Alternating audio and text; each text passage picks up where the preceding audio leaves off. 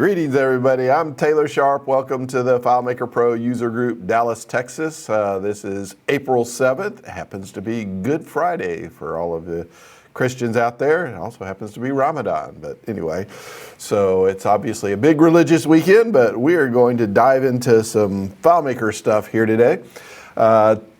First of all, we're going to do some announcements, and probably the biggest announcement we have is that Claris has announced that we are going to have an annual developers conference finally, but not this year. So, delaying it even further, the conference is going to be, let's see. So here's our Claris Engage 2024. It's going to be in the winter for the first time ever, so February 6th to 8th. And it's going to be in Texas. So we're going to be down at the Apple campus at the conference center there in Austin. So it will not be like a venue place like we've done at the Gaylords in the past where you stay in the hotel there. So it'll be their conference center, and I guess we'll just pick hotels that are near the conference center there and meet. So it's going to be certainly different than what we've done in the past, but it's about time that we're doing a developers conference. A lot of people have been giving Claris a lot of grief about it for the last 6 months about not having started back up after the pandemic, and so they finally have done this, and so things are going to be different, and I guess I'll be there to find out. I guess the question still is what to do for 2023. So I may, for this year's budget, I might go over to the Berlin one, or I may go to Pause. So I haven't decided yet, but I got to decide quick if it's the Berlin one. So. I'll go to So. Berlin. If you do Rome, it'll be in Italian and English. Well, I'm only going for all English ones. I wish I knew another language, but I don't. So the Berlin one is in all English. So that's, if you're interested in going to Germany but doing something that's at all in English, it's your one opportunity. So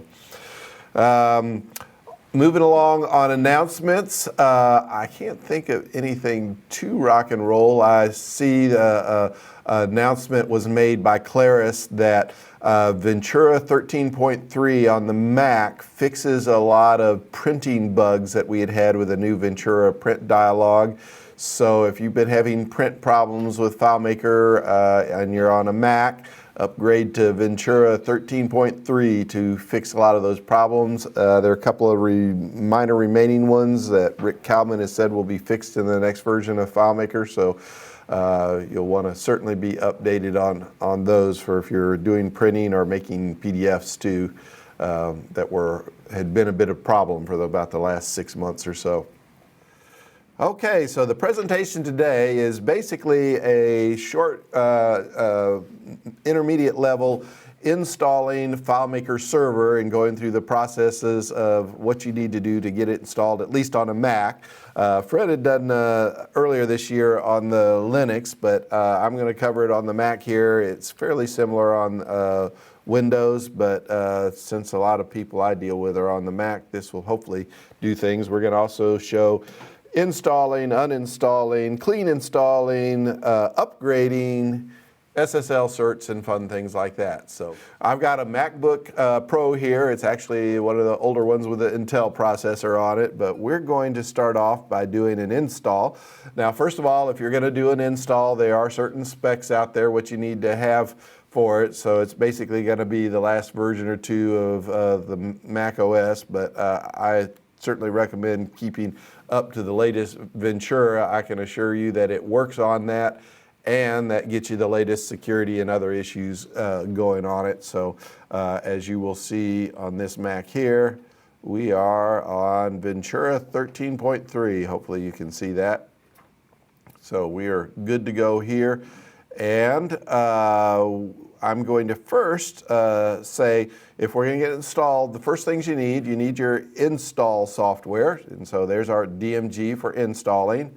And then you need a license. So if you know anything about getting license certificates from,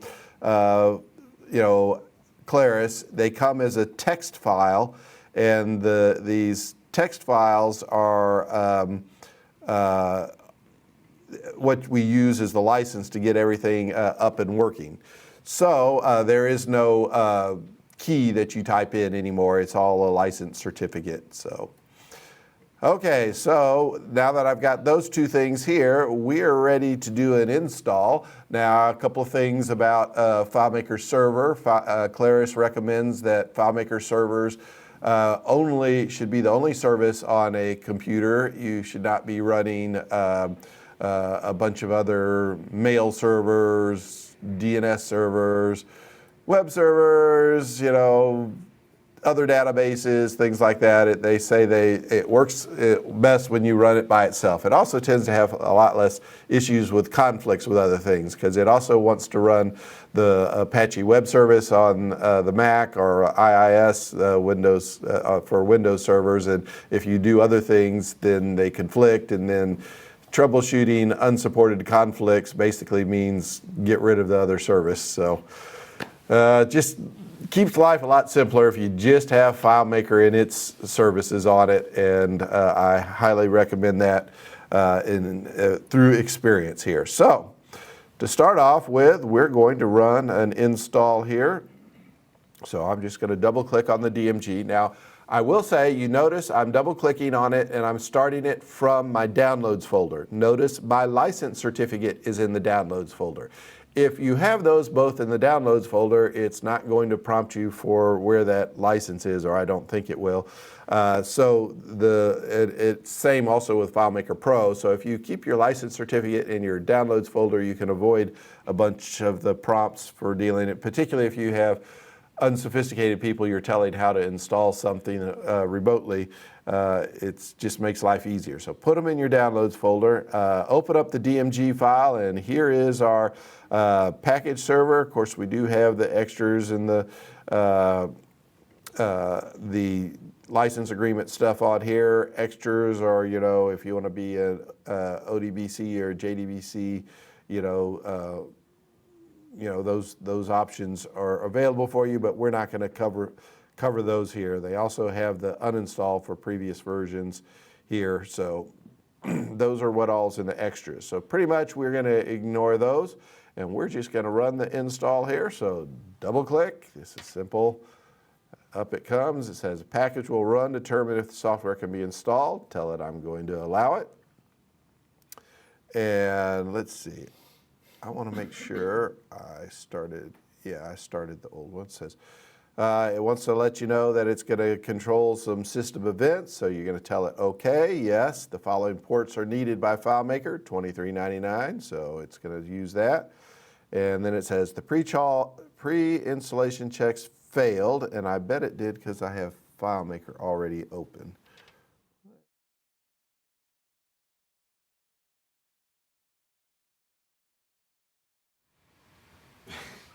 So how you doing, Taylor? Demo guys don't love me today. They're often cruel. It worked fine last night. I just didn't think to do it with Ring Central. But then again, I'm trying to think, why would Ring Central use $23.99? Okay, so let's go back to screen share and see if we do any better this time around. So install, cross your fingers.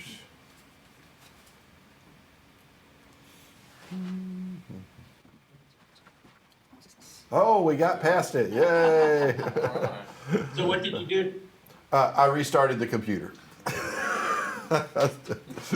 Number one troubleshooting step. It's a cliche for a reason, right? For where we left off, for those of you wanting to know, we've restarted installing this 19.4 or 19.5, an older version, and it didn't like port 2399 was apparently being used for something, and I couldn't figure out how to break that, so we did it by a restart here. So we've now got past the point where I'm agreeing to the license here. I'm sure all of you read through your licenses thoroughly, get your lawyer over to understand it every time before you click agree. So I will just say I pretend I did that, and I respect all those licensings. Did you hear that, Clarice? Okay. Just making sure. So we're going to do an install type. We got primary versus a secondary machine. We're not going to cover secondaries. That's just if you want to have web servers on for doing a bunch of web directs on a second machine. We're just going to do a primary server here, so keeping it simple. We're going to do the install here. Now, one thing that FileMaker does is when it runs as its own account. So it, in essence, creates its own user on the operating system. And this is what it's asking you. What do you want that user to be? The default is FM Server, and so we're going to stick with that default. Likewise, remember, that is the user that has permissions to run things. It's not what you're logged in as. It's that particular user, and this comes to play down the road on things like the documents folders and things like that. So remember, FM Server is what is actually running things. So we get to where our organization is. And this is picked up from the key that was in my downloads folder. It's going to ask me to set up an account here, and I'm just going to do password and password because we're going to get, this will be uninstalled and get rid of here. I'll do 999, 999, and continue. So we're now running the install. It's going to take up 1.24 gigabytes of space. It needs you to put in your admin password. And now we're off and installing on the Mac OS the FileMaker Server. I will also mention, if you're really wanting to use this out on the internet or where someone on the wide area network can get to you, you will need a static IP, but if you're just in your local area network, FileMaker servers can be found dynamically through the Bonjour network. So, but we're not going to really get into doing the talking about the network here, but just be aware. The assumption here is that any networking you needed done and any firewall configurations you've done, and we're not covering that here. So you may need to get with your internet admin person for those things. And it says it's going to take about 2 minutes. Hopefully it'll go faster than that. Zoom, zoom, zoom.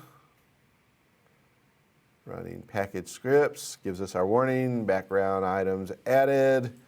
So it's all part of the new Ventura. We now get warned about a lot of things that it's setting up, which is kind of nice.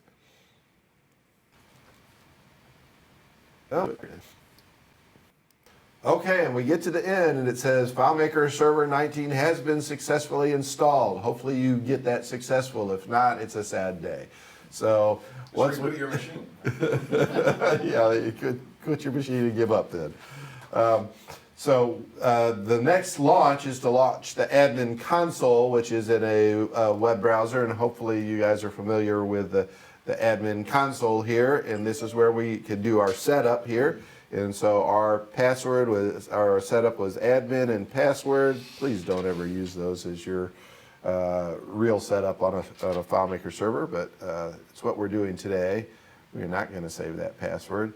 And the first thing it's going to do is it's going to ask you for your to use the default SSL certificate or let you install one. So if you had a previous install and you have your from the C store your original file as well as your intermediate keys and stuff and your security key, then we could go right here and say, hey, let's go import that certificate. But if you're doing this for the first time, you don't have that, so you're going to always just have to use the default certificate, which is not a real certificate. This is not how you really want to run your server. This is just kind of an interim until we actually do install the SSL certificate. So highly recommend that you do go buy it.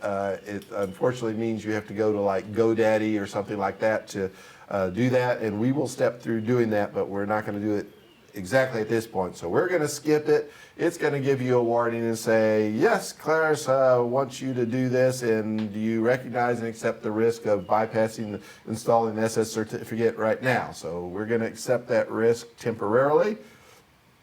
And voila, we have our server up and going right now. And as you can see, there are no databases in it. Well, there's the FM server database, but we now have FileMaker Server running. And if we wanted to test that out, we can open FileMaker Pro and we can go look on the local machine and see that it's there. So we're going to do that. Just a second. Let me get out of my stuff. Okay, we're going to say, find me the local machine here. Notice it's going to give you the warning because we don't have the SSL certificate on it, which we know. But yes, I see FileMaker Server. I have now opened up a database on the installed FileMaker Server successfully. So we are good to do. Now, I guess there is always a debate if you are making a machine that is dedicated just to FileMaker Server, do you also install FileMaker Pro on it or not? I guess in a purist thing, you wouldn't even do that, but I almost always end up putting FileMaker Pro on the server so that I can test it, among other things, test things like this on the same machine. So sometimes people also use it to run robots and other things like that, but I recommend doing it even though Claris probably doesn't recommend doing it. So just make sure when you do the install that your FileMaker Pro is not already open because the install will not work until you quit FileMaker Pro. So just one little caveat on that. So now that we know that it's working, we're going to close it and we're now out of that. And so we know that the FileMaker Server is up and running and doing so without a certificate. So a couple of things about the configurations. Here's where we put our databases. Now, I will tell you, if you're going to have a FileMaker Server, a lot of times you're going to end up administering it. And what the FileMaker folder, you will find, I renamed my hard drive OS instead of Macintosh HD. So anyway, this is the same thing as Macintosh HD. Click on Library, and you'll come down here. This install we did is right here in the FileMaker Server. So everything we just did on the install is right here, or most everything is. So what I often do if I'm going to administer stuff, I drag this as an alias, if it'll come on, over here to my sidebar. That way, anytime I log in here and I want to get to my FileMaker Server stuff, I could just click in my little shortcuts over my favorites. So that's one of my little things I like to do. That way it makes it real easy to get into things. So I can see, you know, data has my databases, and you know, there's our database right now that we opened, the FileMaker Server. We can see our C store, which is where our all of our certificate stuff will be. Another thing also nicely is HTTP server. That's a nice way of saying web server. So literally when it creates this, it creates a web server and it has a default web page. Now, granted, this is done so that we can do WebDirect as well as the admin console, but conveniently, it's also a web page for the same domain that you're at. And if you have that domain, you could also put like your company logo or about this or whatever stuff you can edit the web page that's in here. So you come into the HT docs. Here's the index. Okay, if I click on that, that looks like the index that you see if you go to your, if you just go to the domain of your or the IP of your server that you're on. That's exactly what you see in a web browser. So for example, I will go to a web browser and show you that. So localhost port 443.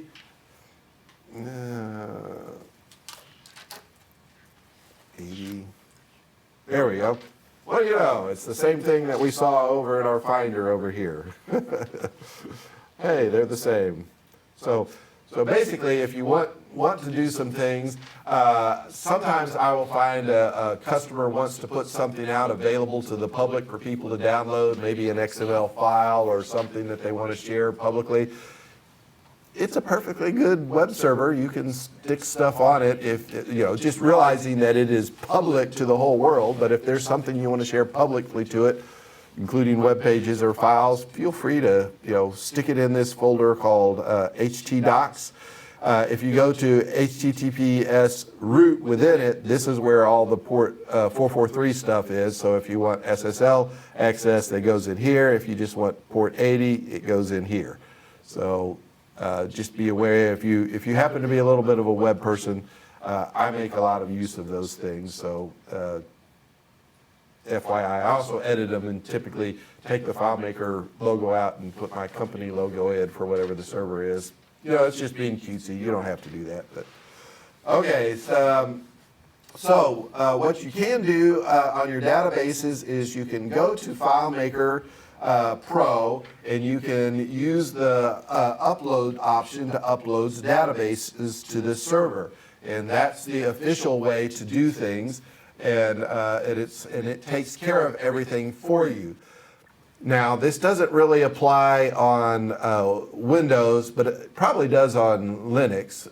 Permissions, right?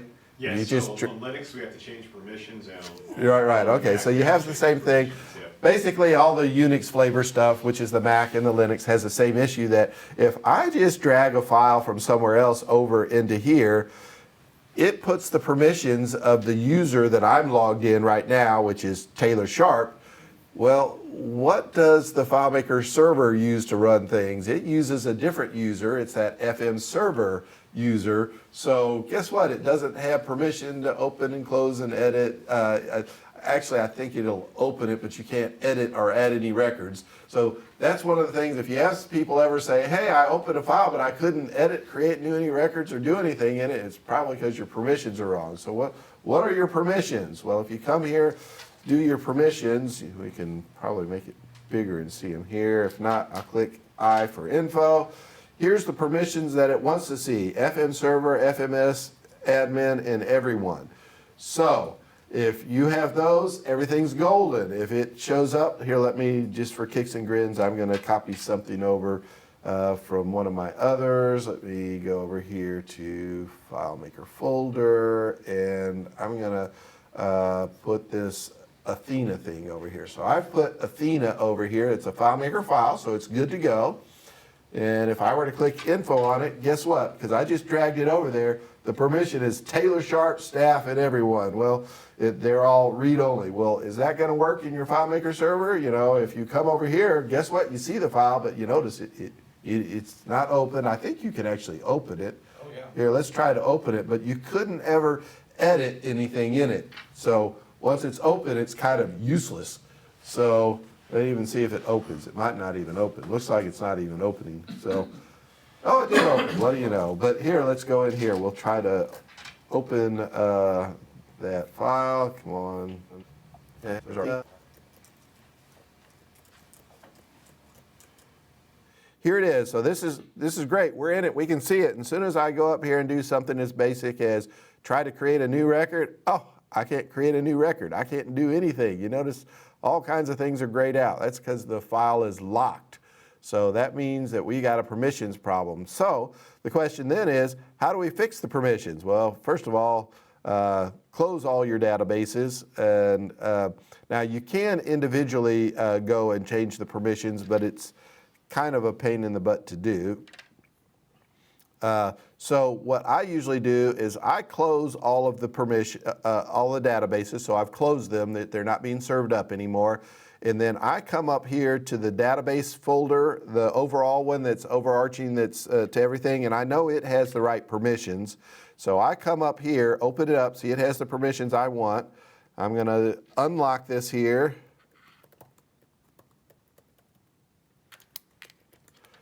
And now that it's unlocked, I can go here and say apply to enclosed items. And that way it goes through all the enclosed items, including container files, if you have a whole bunch of remote container folder files in there. And it goes through all of these, and you will now see, if I check on the Athena now, we now have the permissions that we want. And it does that for all of the files in there. But the main thing is, before you do that, you have to make sure all the files get closed. But if you're like me, usually when I'm starting a new server, I'm dragging these files, and since I'm also wanting to bring remote container folders, I'm just dragging them over into this database folder. And so the permissions are all messed up, and that's how I go through. Once I drag them all over here that I want to be on the server, I make sure they're closed, and then I come up and do the get info, and then I do the apply to the enclosed items, and then it fixes all of my remote container folders and everything all in one fell swoop, so that you don't have to manually go through changing them. So Okay, so we now have a server that's up and running. Obviously, we're not going to go through a lot of the configuration stuff. Obviously, you're going to want to set up your backups. I like to schedule my backups. I have a pattern that I do. I do 4 dailies, 4 weeklies, and 4 monthlies. And FileMaker has a default thing that says auto backup on demand that automatically comes as part of the default thing, and it's schedule 1, and it does a backup every night for you, which is good, but it also is something you can't control, you can't turn off here. Most annoying. So what if I don't want to do everyone every day? Fred Oh, I says- know how to do it. You have to turn off that schedule, and how I turn it off is I go over to Terminal. Yep. Terminal. Okay, now if you haven't done this before, all of these things that you do in the admin, web admin console can be done on the command line. Plus, there are additional things you can do in your command line that you can't do in your admin console. So all of these are accessed by typing in FMS admin and then something like FMS admin help. And this tells you can put your commands. So if you want, it lists you, if you want to say help for your command, you say FMS admin help commands. You know, it lists all the commands, and you can do a help for each command that you want to do. But what we want to do right here is we want to, there's a schedule out there that automatically defaults for that FileMaker includes schedule 1, and so we want to stop that schedule. One thing that is kind of nice about FileMaker, the Mac, is that if you have commands in here, if you do the arrow up, it goes to all your previous commands. So I'm going to go back to a bunch of previous ones till I can find. I may not have it in here. What do you know? I guess I don't. Okay, I'll have to manually do it. Okay, but it is useful if you've done a previous command to go back and get it. FMS admin, let's see. Disable. Is it disable? Disable, yeah. Okay, yeah, disable schedule 1. Okay, that will stop that automatic backup that FileMaker's doing every night. It's going to say, do you really want to do that? You say yes. It's going to ask for your username. Now, this is the username of the admin console. It is not your username on this operating system. So that's going to be my admin and password. Okay? And so we have now disabled that, and it is not running, which is what I want. And then I come down here and I customize my backups the way I want. And that way they're running the way I want. Now, I guess it's kind of good that FileMaker defaults to letting you have a daily backup, and that's probably good. But it also, in my case, it ends up taking a lot of extra space when I'm already doing other backups, so that's why I want to kill it. It would be nice if they gave you a little click box here to turn it off, but no, there isn't. You have to go to the admin console to turn it off. So anyway, that's something I commonly do. And as a follow-up, I always do FMS admin list schedules, and it'll show you that that has been disabled as a confirmation. Right. Fred was also noting you can go back and do a list of the schedules to confirm that you actually disabled it. That way you make sure it doesn't work. It'll also list the other schedules that you're doing. Yes, it will, yeah. FYI, if you also are into things, there are a number of admin consoles, including one that I've done that you can, that are in a FileMaker Pro app that will do a lot of these things for you too. That's been written as a script, but we're just assuming that you're coming to this without having any of that, and you're just, I'm installing and trying to get going. So. FileMaker has a number of default settings here that we're not going to mess much with. The only one that we're going to really mess with here are the SSL certificates. Guess what? We don't have a certificate here. We have a self-signed one. A self-signed one isn't good for anything. So that's what you will see here. So the nice thing that FileMaker has done now is that they help you create the CSR. So certificate signing request is what CSR stands for. So you say create one, and this is where you do your domain and say, I'll say database dot, I have a domain tms.us, so let's say we were going to do this. I would say give my company's legal name, TMS Software, LLC. Organizing unit, this is like if you're in the marketing department or something like that. I usually just put FileMaker in here. That way, if someone is looking through the SSL certificates, at least they know it's FileMaker. And then whatever city we're in, what city is this? This is Addison, isn't it? Addison, Texas. You're supposed to spell it out because these SSL certificates are for the whole world, so they don't know who TX is, so you got to spell Texas out. And then US. So you abbreviate the US, but you spell out Texas. But anyway. And then you have to create a password. I always use the same password so I can remember when I go back, because if you ever have to redo the certificate, you'll need that password. So I always use the same one. I'm not going to tell you what it is, but make up your own that you'll always remember, because it will be useful if you want to install the same certificate again down the road, and the CSR will only work if you remember what password you put in there. So I'm going to say create. So here is a CSR here, and so this is what you're going to copy. Once you copied it, you don't need it anymore. Then you're going to go over to something like GoDaddy or any other of the ICANN registrars. Two-step verification. By the way, if you're in GoDaddy, they've been hacked so many times. If you're not using two-factor authentication, you are asking for it. So anyway, I know a lot of people like GoDaddy. I don't like them, but I still use them. So SSL certificates. So we have some certificates right here. These are ones I've already bought. Right now, I think they're charging like $60 a year, and then after your first years, then they go up to $100 a year. And we'll talk a little bit more about getting around that down the road, hopefully. But anyway, so I will look at this as one that I have as my server, fm.tms.us. If you don't have a certificate, you have to first go buy a certificate. Once you buy the certificate, it'll show up in here as unconfigured, and then you'll say create instead of manage. And so you'll manage the certificate. It'll come in here, and then of course the first time it won't even have a domain name in here.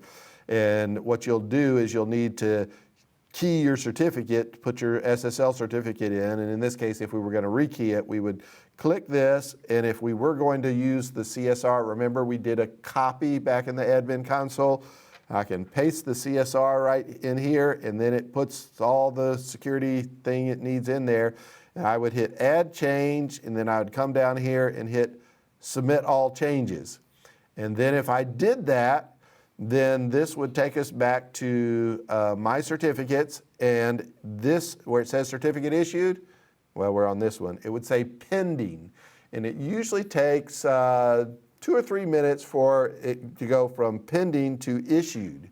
And once it becomes issued, you can go back into it, you click over here, and that's when you come over here and say, I use the type other, and you download the certificate right here. So this is where I'll do a download of the certificate, which of course it's going to be a wrong one because we didn't really do it. But so I've downloaded it to my downloads folder, and if you go to your downloads folder, you will find it over here. Whatever your domain name is, whatever the first part to the first period, everything to the left of it is what it names it. So that's why mine was fm.tms.us. So here's what it's put in here. And in the case of GoDaddy, the first one, the CRT, that's your certificate. This GD bundle down here, that's your intermediate. They're very bad at explaining that to people. So the first time you do this, you're really confused. Which is which? What do I do? I don't know. I see 3 files. I don't know which is which. Okay, that's your certificate. That's your intermediate. And that's where you come back to your admin console and you say, we want to import a custom certificate to update this. So we come to import. So we're going to do browse your files.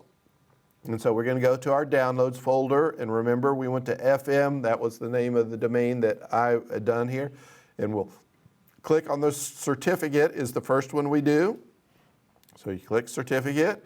And then you do the intermediate next. I wish they would move this one up here. So You do your intermediate because it's in the same folder. So you double click on the intermediate. So upload it. And then for the private key, you have to go back to your C store.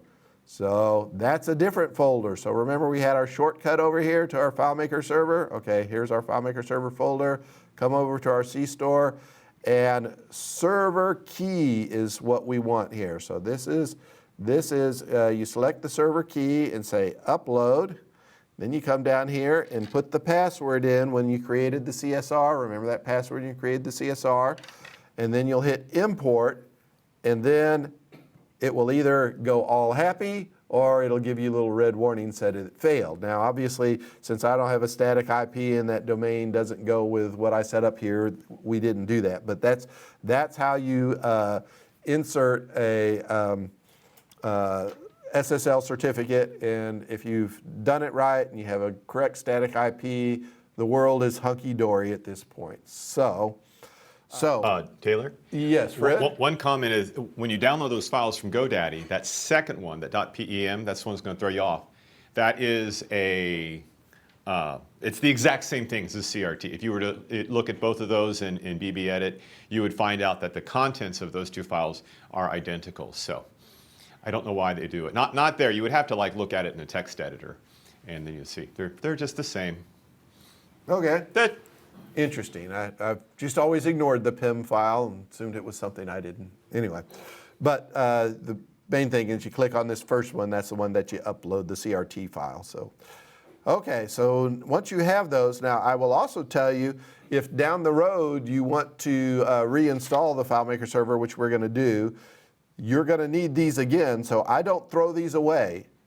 I also know that over here, if I do a install again, I'm going to need this server key. So what I do is I come over here, I copy it, I come back to my downloads folder, and I go to my FMP and I paste it in here. Because if you do a reinstall, that server key goes away. And so that way, if I do a reinstall, then I can copy this server key back over to the C store, and then I can install the certificate using this, and it'll be hunky-dory, and I don't have to go out to GoDaddy and re-key my certificate. So anyway, we will show that all here just in a minute, but just FYI, go over to your C store, copy your server key, bring it over and stick it in this folder you have in your downloads, and just leave it there. That'll be for your next, problem when you had to reinstall FileMaker for some crashed reason or your IP change or I don't know, whatever. But if you want to do an update, you can still use this too. So that's very useful for the updates.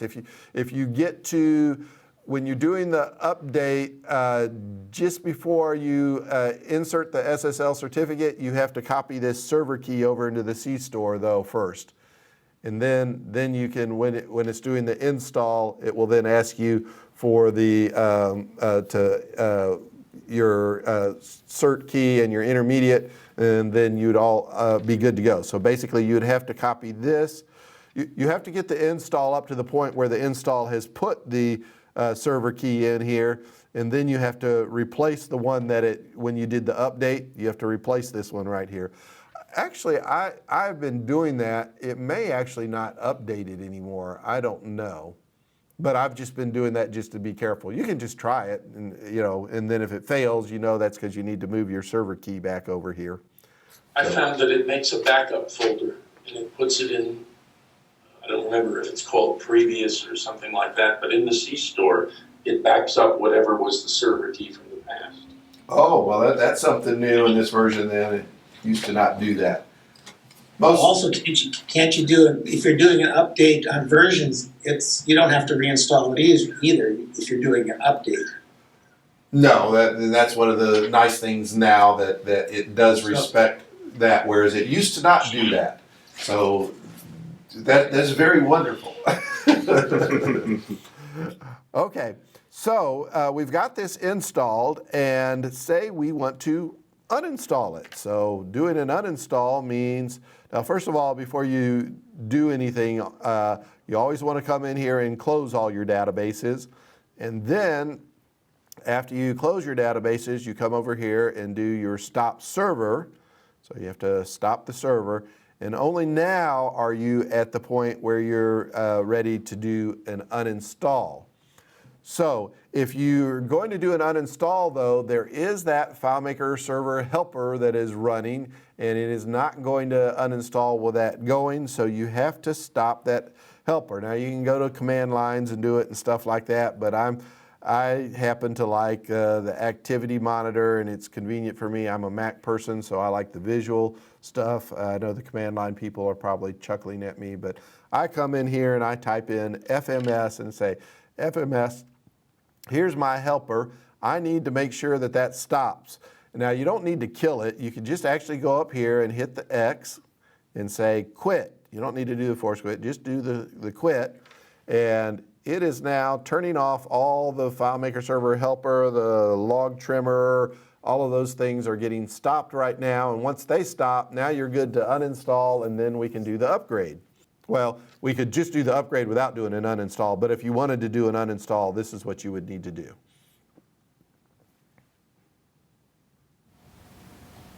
You have to shut down the helper to do the upgrade. No, I don't think you do. Have you run into a situation where We will test that in a second. where you stop everything and it still won't run an update because it says that something is running? Well, this is where you go to kill it. Hey, what about after you've killed it and it still gives you the same message? And I think it has something to do with the web browser or Well, if you find the service, you can kill any service right here. You can kill things you wish you never killed. right, it just doesn't tell you what it is that you want to kill. So, okay. So that's how you stop everything. And then at this point, if you wanted to do an uninstall, you come over here, and this is where you run the uninstaller. So are you sure you want to run the uninstaller? You would hit yes, and this would uninstall everything. And so basically what it does is it pretty much kind of cleans out, we'll just go through, we'll do it. That way everybody can say they saw it all. But then we won't get to see the upgrade work. Well, then we're going to reinstall it, and then we'll do the update. So we'll do it all here. That way we can say we've covered it all. But as you can see in this folder, it's going through this folder, deleting everything. One thing that's really nice about it, though, is even though they tell you to do the backups, it does not delete the data folder. So It doesn't delete the data folder. Yes, this saves us. Which is good. That's good. Then it lets us know the uninstall was successful. And as you can see, here's where it was mentioned before. We have the backup of the server key. Woohoo, that was good. And so that's new to this version, the recent versions. And then data, as you'll notice, if I go over to my databases here, we still have the sample file and the Athena file. They are still there. Yay! So this is nice if you want to do an install back over this. Now, I will say at this point, we're going to do an install, but every once in a while you're doing these installs because things have gotten buggy and you're having some real problems and you don't know what to do, and you need to do a clean install. Now, I'm not doing clean installs here, but I'm going to show you where to do a clean install. I bookmarked this page for when I have emergencies and need to do an uninstall. And this will go through everything that you need to do an absolute clean install where you remove everything, the user, everything gets off it. So of course they first tell you to do backups. Yeah, you do. That should be obvious. You have to close your databases, and they give you the command line to do it, but I use the admin console. You need to stop the FileMaker processes, so it shows how to stop that on FileMaker and Windows. Why does it show that on Linux? They need to update that. It's similar, but the fact that they don't include it, they should. Okay. Then you run the uninstaller, and that was what we run. That's in the FileMaker folder. If you don't have the uninstaller, you go to a current DMG and you can get it off of there. Then you move or rename the folder that's FileMaker Server. See, it's always looks for that location. So what I almost always do is I just rename it to -old or the date or something like that. And that way I know it has been, I still have access to it to go get my databases and things. Because if you're going to do a clean install, your databases won't be there automatically like if you do an upgrade. So you certainly want to keep all those. So I rename the folder so it'll be like FileMaker Server old. And then that way the new one will be reinstalled as FileMaker Server, and you'll know that both of them are still there. There's some issues about removing the username, removing the launch daemons, uninstalling Java, uninstalling Bonjour on Windows. So this is, a clean install is about doing all of those things here. So this goes through doing all those things, and then you have to restart the machine. Now I will also give you one other thing too, is sometimes these uninstalls throw things into the trash, but things that are in the trash, if a service is running, don't really get trashed. They're still connected to whatever the service is running. So I usually do shutdown, restart, empty trash, and then a restart. And that way I know that there aren't any files that got locked that I didn't mean to be held on by the operating system and some unknown service running along. That way I know I'm really doing a clean install. And then you go back and run the installer again, and that's how you do a clean install. But if you're not sure where that is, I know this is a really long URL up here, so the easiest thing is to go to the Claris articles and just search for reinstall making file server to troubleshoot an issue. We'll tell you how to. I think you can also search for clean install. But that is very useful if if something weird is happening and you just say, I need to get a fresh machine and need to whatever. That is where you go for that. Okay, so now we've uninstalled. So it's not there. So let's go back and reinstall. And then after we reinstall, we're going to do an upgrade. So let's first do the reinstall. Come on, I need to go to my downloads. So we're going to go to the old version, 19.5. Well, how about this? We'll go back and rename it, and it won't find it there. So that's one way to do this. So we'll go back to the library, and we'll take our FileMaker Server. And just like we talked about before, I'm going to put -old on it. So there's our old one. So that's been renamed. Now let's go try to do the install. Ah, there we go. Okay. So we're going to allow it to run. We're going to hit continue, read the license, agree, doing a primary machine install only. Okay. We're going to use the FM server user account to administer or be the server account to run things. I have to put my organization name in.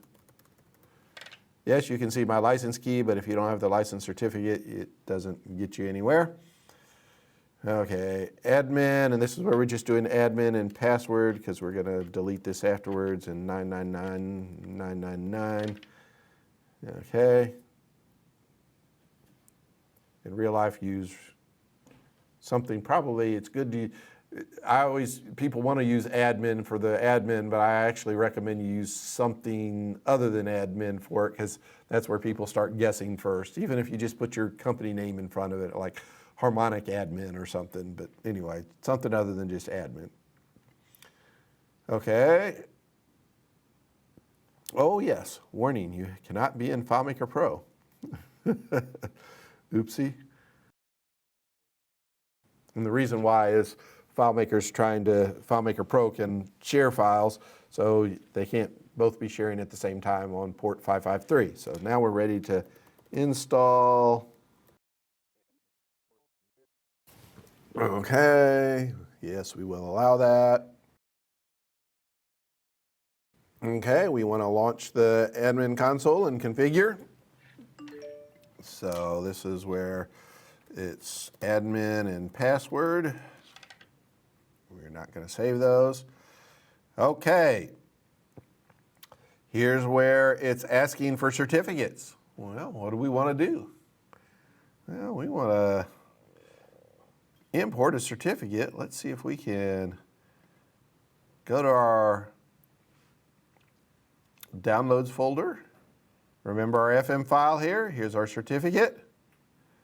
And we haven't gone to GoDaddy to download it again. We're just using the one that we had previous before. That's the intermediate file. And then the private key is the private key from before. And the password that you hopefully have remembered.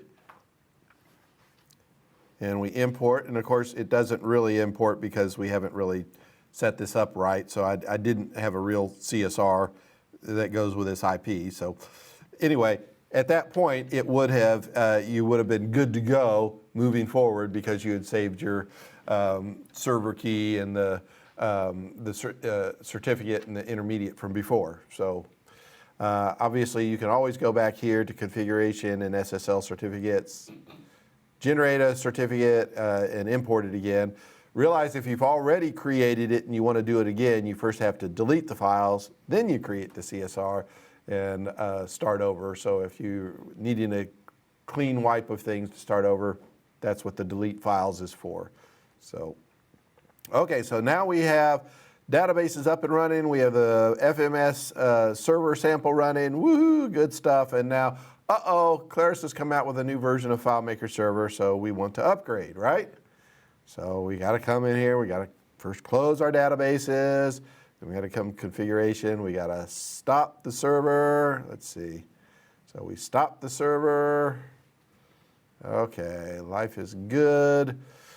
And we want to do an upgrade. And let's see, I think the upgrade, we do need to stop the FMS helper, but let's find out. We're going to find out. We're going to use the upgrade. So we're going to come over here to our downloads folder, and this is FileMaker Server 19.6. We've installed 19.5, now we want to upgrade to 19.6. Let's see, let's double click on 19.6.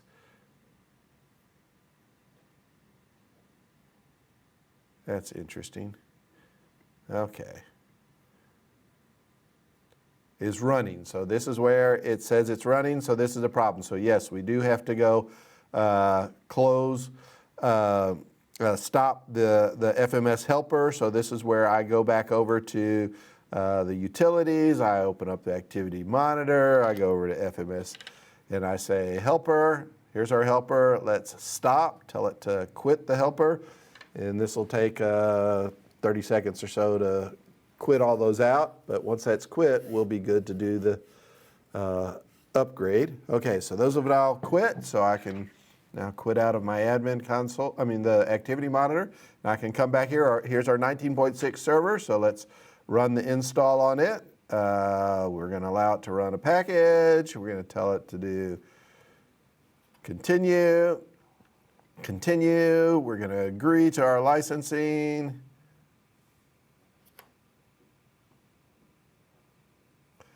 We're going to do a primary machine. As you notice, all these choices it remembers from before. I'm not clicking enter on it. It's just stepping right through. It's kind of like a macro installs. It brings it all the way to the install here. So I didn't click anything over those last windows flipped through. Those automatically happened. And now I'm going to click install, and it's going to ask for my password again. And now it is doing the upgrade without having to do an uninstall. Woohoo! That is better than in the past when we had to do uninstalls first. So things are improving.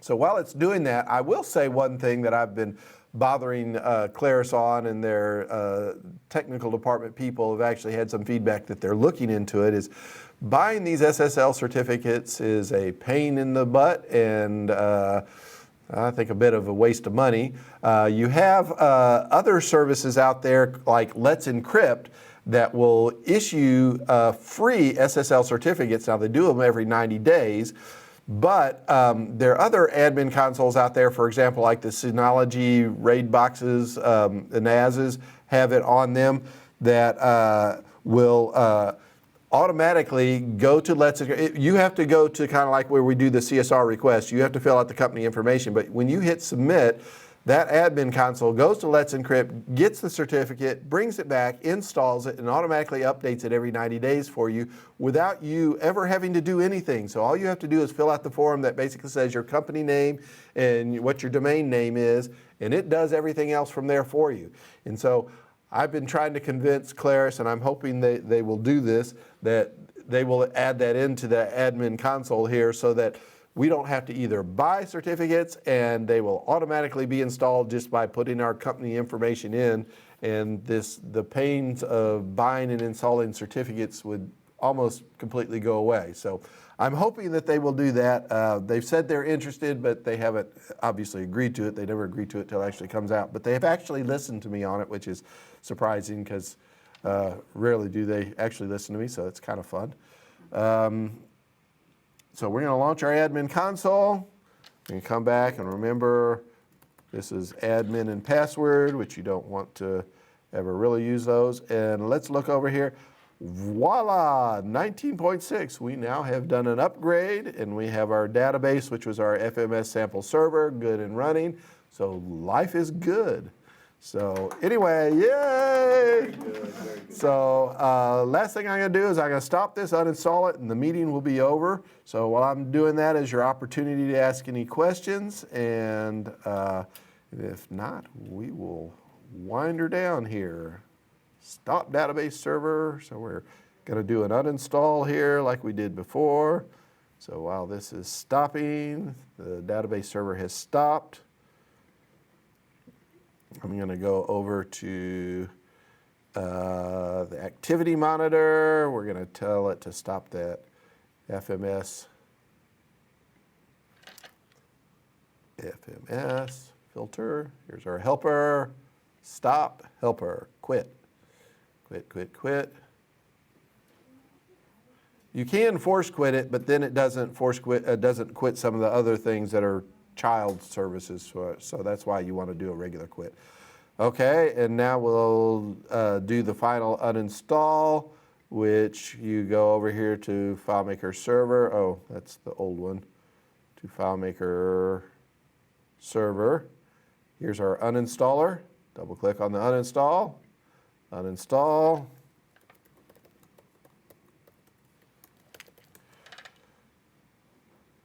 And that'll run, and when it's done, we're all done. But that ends everything we have on here, and that's all I have to show. So I'll stop the screen share here.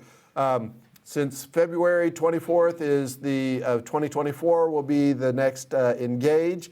Probably sometime in the next month or two, they'll probably be soliciting speakers. So if you are interested in being a speaker, start working on a topic that you might be able to present, because once they ask for it, you got to get it up and get it to them. And FYI, they don't accept most people. I have been submitting for over a decade, and I've never been approved. But if you want to have any chance at it, though, you got to put something together and submit it. So now's the time to think about that if you ever want to get on and do it. Heather's done it. She's a pro. So, okay, well, That said, I did it many, many years ago and then submitted many, many years in a row and did not get accepted. So before I finally got accepted again. They get way more submissions than they can actually do, so I understand still. Just keep trying. It's a feather in your cap to get in, so there select a few out there like Heather have done it, so anyway.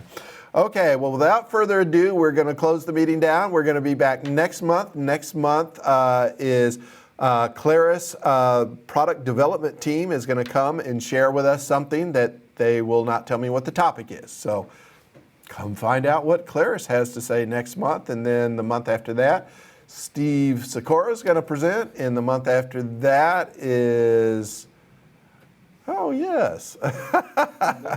Yes. Paul Mitchell is going to give us a presentation on project management. So if you've ever had problems managing projects, particularly when you have multiple developers, Paul is going to, I think you're going to give that same presentation in Berlin, right? Yes. Okay, so. Scope control. Scope control, that's what I was trying to think. What you called it something, scope control, that's what it is. Project. Okay, well, see everybody next week. Happy Good Friday for those that are Christians. Happy Ramadan for any Muslims, and good to see everybody. Take care. Signing off.